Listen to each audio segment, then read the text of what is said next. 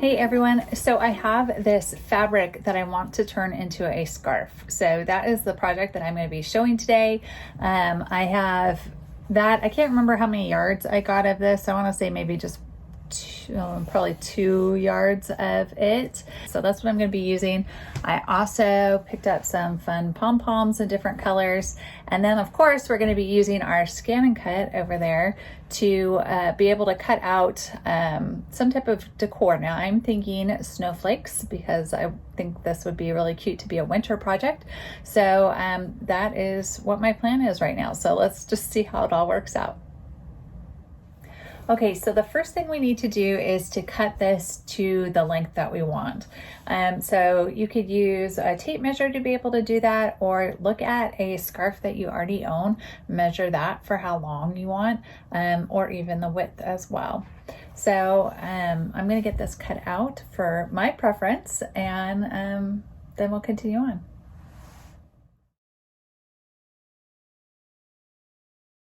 Okay, so this is the flannel I'm using. It is an actual woven flannel. It's not just printed on there. And I do recommend that you wash on hot and dry on hot your flannel before use, and then press it. This still needs a good pressing. So I'm going to press it before I cut it out. But I did want to mention that we are using a woven flannel for this project, since you're going to be able to see both sides of it, or it's just going to be a single layer. We're not doubling up the layers.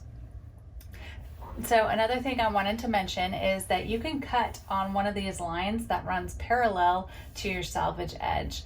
The great thing about using a woven like this is that these lines are true lines to the grain, because they're all woven together. Where if you had a printed one, it could be a little wonky on there, not printed 100% perfectly. So that's another advantage to using the woven flannel. Okay, so I cut out my flannel. I did it 10 inches from, after the selvage edge to this edge is about 10 inches.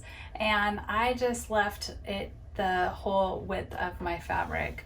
I still have to trim up this end when I take it to my serger. It will do that for me. So, that's why I left my selvage edge on as well, because my serger is just gonna take that clean off. Okay, so that is the next step, is to serger your edges. And if you don't have a serger machine, you can use your regular sewing machine. Just do a zigzag stitch around the edge to keep it from fraying. As you can see already, it is a fray monster. So you definitely want to finish those edges in whatever way that you can. Now, of course, if you decide to zigzag it instead of use the serger, you're going to have to cut off that selvage edge before you get started. Okay, so that is the next step, is to serger all around.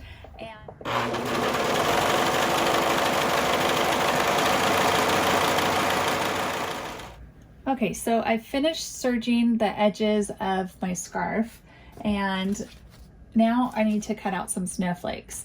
When you buy a pack of the scan and cut vinyl, on the underside there is the sheet that you can scan into your machine, and you can keep those to either cut out or whatever you want to do with them. So I was looking through some of the other sheets I have from the packs of vinyl, and I found this snowflake. So I think that would be a good place to start. So let me show you how to scan that in and cut that out on the iron-on vinyl.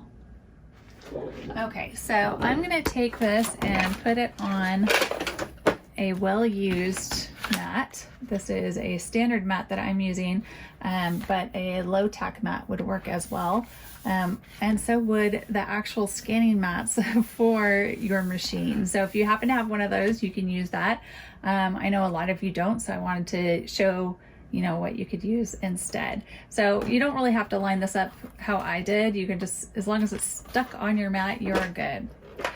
So then you're gonna insert your mat into the machine, remember, between those bumpers, and hit that load and unload button, the mat button. Okay, so now we're ready to scan. So we're gonna click scan. So you have a lot of choices here. There's direct cut, which is exactly how the picture is, it would scan this and then cut this out. You can also scan to cut data. That is going to scan it and then save the data to your machine or to wherever you designate, so that you can manipulate it and be able to use it at a later time as well as right now. You can also scan to USB, and you can also scan it and send it over to Canvas Workspace so that you can play around with it before you cut it out. Okay, so we're going to go back and we're going to do the scan to cut data, because if I'm scanning this once, I might as well save it, right?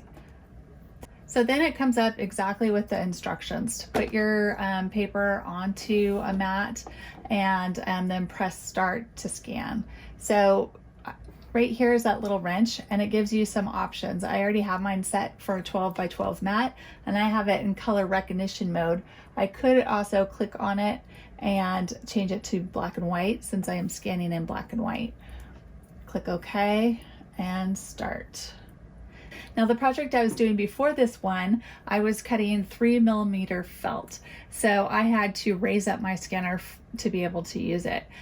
So over on the side here is a lever, and right now it's up at the number 2, and I'm just going to pop it down to level 1. And now I can continue on. Okay, so now that we've adjusted it, I can hit start.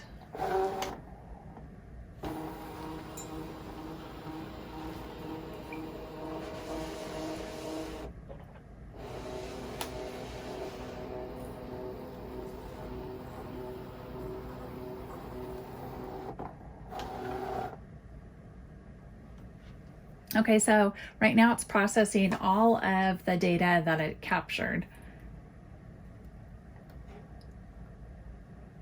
Okay, so there it is. I'm gonna grab my stylus, I think it's in here. So there's some great little cubbies in there to hold all your tools. It gives us some other options here now that we have it scanned in. This first one is exactly like the picture, to save the design of just the outline of it. Which you could do. Or you can do the second one, which is exactly like the picture, the inside and the outside. So if we were going to cut out, one of these patterns that has open spaces, it would cut out the in-between part too. So around the outside is that first option, or the outside and the inside is that second option. And then the last one is to cut on the black lines. So you have that option as well. So I like to do just inside and outside. That way I can get all those extra features done. Okay, so I'm also, as you can see, it picked up all these little marks that I have on here because this is a well-used mat. So I'm just going to take this little handle and crop it down to be right there. Let's see, I guess I can bring it in some. Okay, so I just selected right around the paper. If you were scanning in some scrapbook paper that was full of flowers, you could say, I'm just gonna save one flower instead of all of them. And then click preview and it will show you what it has. And you can look at it, make any adjustments if you wanted to change your mind about something, and then click OK.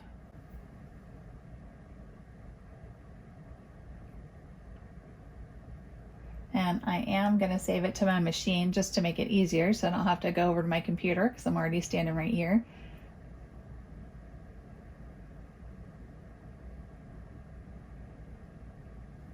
And it tells you what the file name is, and it's in the machine's memory. So you click OK. Okay, so now we have this scan. We can take it off of here.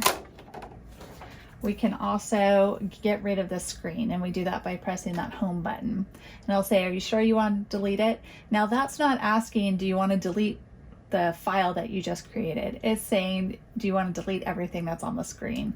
So we're going to say, okay, and now we're back at home. So to be able to cut out that snowflake, we're going to go into retrieve data. Remember, we saved it to the machine, and here it is, this one down here. Now we only want that snowflake, right? So we're going to click OK and then edit and object edit.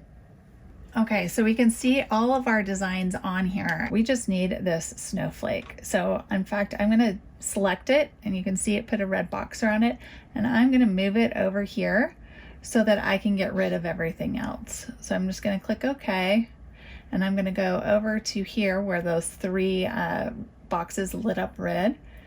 And now it gives me that option of how to select things. So I'm just going to tap off my screen to not select anything. And then I'm going to use this one to be able to crop it over and not include my snowflake. And then click OK. And now it's selected everything on that side. So we'll click OK again. And now we can hit delete and delete all of those in one, swoop. And then there is our snowflake. Now let's take a look at what size this is and see if we need to resize it. So the resize button is right there. Now currently that's the height and the width of it. Okay, so my scarf is about 10 inches wide, and I'm thinking I might want to do them 3.5 as what I'm shooting for. Okay, so I'm gonna come over and hit that plus button. Okay, you can also change it a percent. So right now I increased it 24%, but you can change that as well. So we're going to click OK. So now I can make multiples of it. So I'm going to do 3. Actually, I'm going to do 6 of these and click OK. Now you can see it stacked them all up. And that's okay. I can painstakingly move them exactly where I want, or I can just keep clicking OK till I get to this screen, and I can click on this little map button that has the little shapes on it. And then I can choose how I want to arrange them. And I'm going to choose this first one, which will just put it on there the best way it'll fit. And there they are. You can also have them in rows and other things like that. Okay, so I'm gonna stick my vinyl. This is a fun silver sparkly one. And I'm just gonna stick it on there.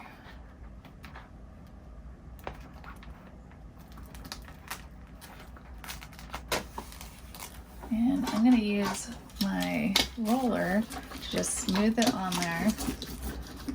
I don't wanna get any creases in it.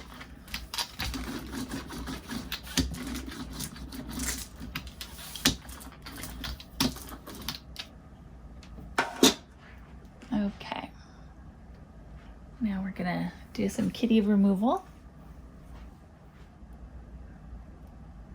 Okay, so again, I lined up my mat and I'm hitting that load button.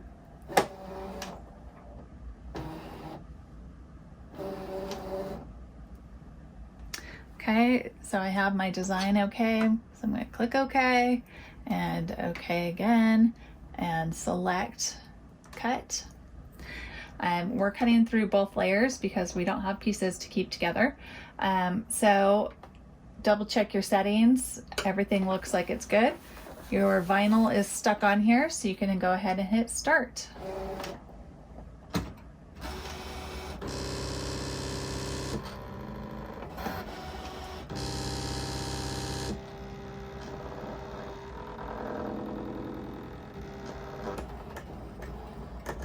So I'm using the auto blade to cut this out. And what I love about that is I can go from cutting 3mm felt, like I was just doing, to cutting this thin vinyl without changing my blade, without monkeying with any settings. It senses how deep it needs to cut it, and it does the job for me. Okay, so let's finish cutting out. So I'll click OK and the matte button, and then I can peel this off. Okay, so I thought it'd be fun to have some smaller snowflakes too. So I am going to hit that home button again. Remember, that just deletes everything that's on my screen so I can have a fresh start. And now I can go into the built-in patterns and see if one of those will meet my needs. So I'm gonna choose this first one, which is like flowers and snowflakes and nature-y things. And I see there's a few designs I can choose from. Let's scroll through and see if there's anything else that looks exciting. Here's a couple more. Let's see. Okay, so let's go ahead and do that one. Okay, so again, I'm going to resize it These ones are 3 inches, so I might do 2.5-ish. And we'll click OK, OK. The number that we want, let's do 2 and 2. So that way we'll have 5 on one side and 5 on the other side. Okay, so that will be 4 and set. So it put it at the top of the mat. Now remember, we just cut these ones out, so we already have this at the top of our mat. So we need to move those. So I'm just going to load my mat while I have it in my hand.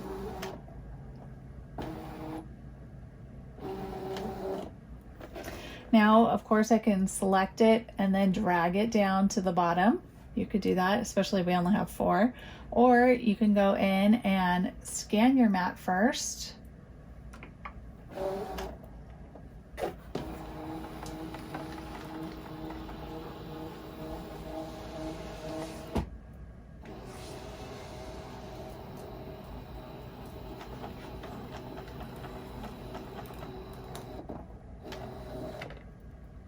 And then we can see exactly where those are. Okay, so if we're looking at our screen and we're like, oh, this is really hard to even see, where those snowflakes are, we can hit that wrench button, and this gives us a different background that we can choose, and it lightens it up. Okay, so now we can see exactly where we want to move these guys. So this is a great way to be able to use your remnants and not have it be wasting a lot of material, especially, glitter vinyl isn't the most inexpensive material, so we want to be able to use it wisely. Okay, so we have that all set. I'm going to make sure my vinyl's on here, not popping off. Okay, so we're ready to hit OK, and then select cut, and then start.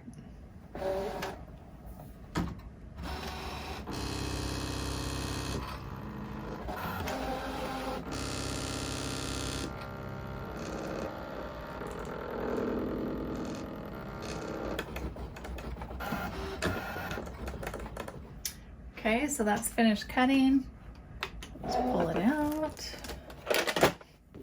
Okay, so we have all of our snowflakes, both the ones that were already programmed into our Scan and Cut DX, and this is the SDX 230D, has this pattern, and then we scanned in and cut out this pattern of snowflake, and I'm holding on to those little centers of this one, because you never know, I might want to put those on, and then this is the other trash part as well, which I probably will throw away, but I'm going to make that determination after I get those on there.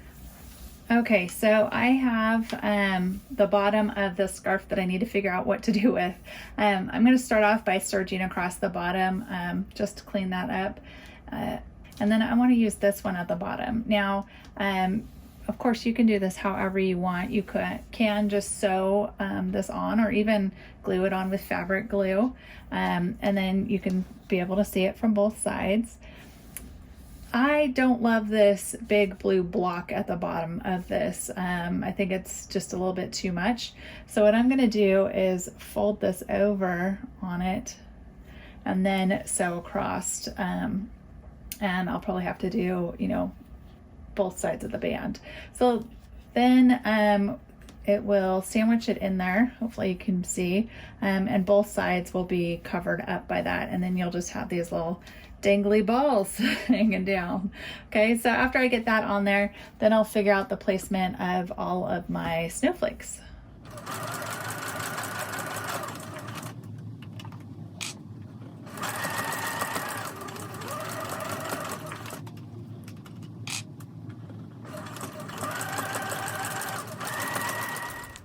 Okay, and then the last thing we have to do is iron our snowflakes on. So get them placed exactly where you want, and then put a presser cloth over them, and just follow your instructions for how long you need to leave the heat on, and then just double check, make sure that they're stuck on there, iron on any ones that aren't sticking, And then you can go ahead and remove that protective plastic over it, and you are finished. For more ideas and inspiration, visit erinbassett.com. And for all things Scan and Cut, visit scandcut.com.